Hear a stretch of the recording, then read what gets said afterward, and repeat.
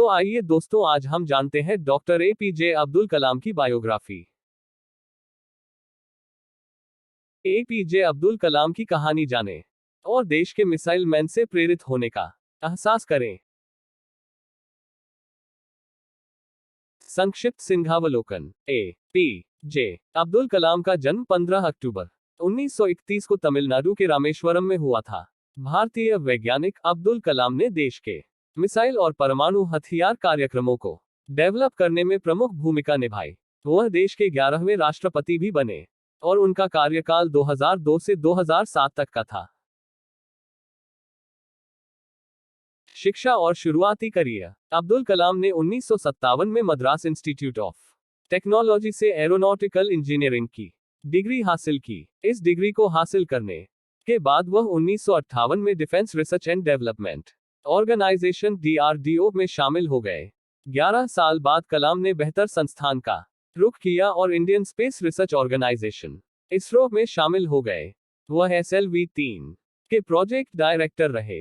ये ध्यान देने लायक बात थी, क्योंकि SLV-3 पहला सैटेलाइट लॉन्च व्हीकल था जिसे भारत में डिजाइन किया गया था और बनाया गया था।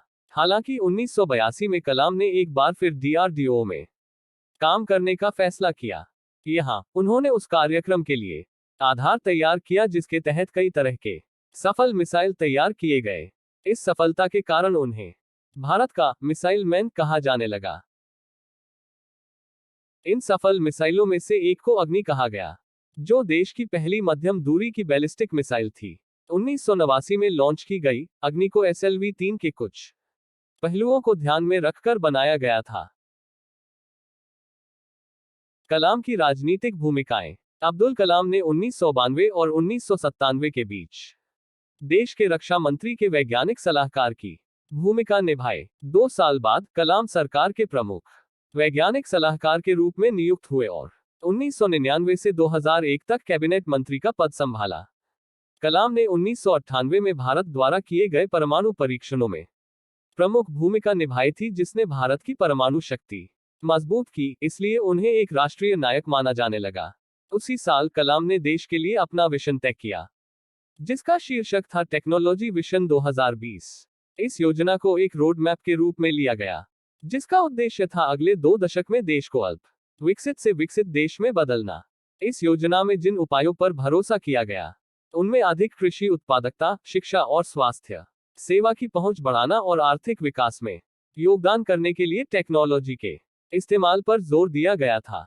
साल 2002 तक हिंदू राष्ट्रवादी नेशनल डेमोक्रेटिक अलायंस या NDA ने कलाम को निवर्तमान राष्ट्रपति कोचेरिल रमन नारायणम के उत्तराधिकारी की जगह दी। कलाम एक मुसलमान थे, इसलिए ये दिलचस्प बात है।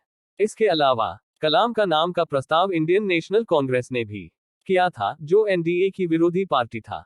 वह बेहद लोकप्रिय थे, इसलिए भारी बहुमत से चुनाव जीते। जून 2002 में वह देश के 11वें राष्ट्रपति बन गए।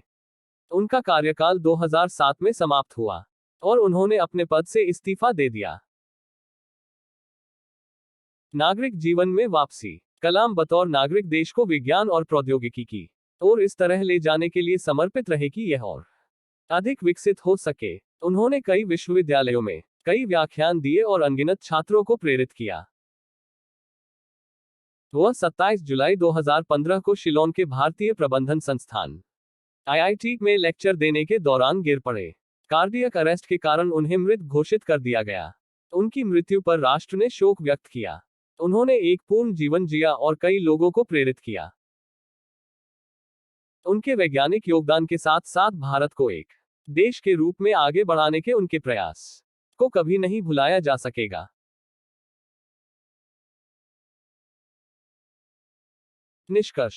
कलाम ने विंग्स ऑफ फायर के नाम से आत्मकथा लिखी, जो 1999 में प्रकाशित हुई थी और साथ ही इंडिया 2020 की अगली कड़ी थी, जिसका शीर्षक था इग्नाइटेड माइंड्स। इनके अलावा उन्होंने कई किताबें लिखी। इन किताबों को हर किसी को वैज्ञानिक सोच की अपील को देखने और एक राष्ट्र के रूप में आगे बढ़ने के लिए इसका उपयोग करने के लिए एकजुट करने के लिए डिजाइन किया गया था।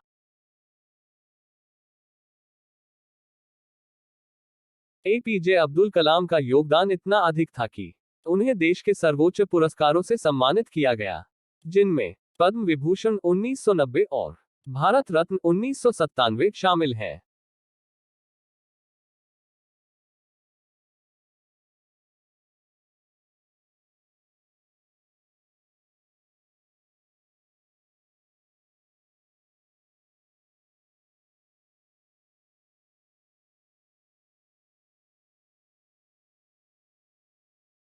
धन्यवाद।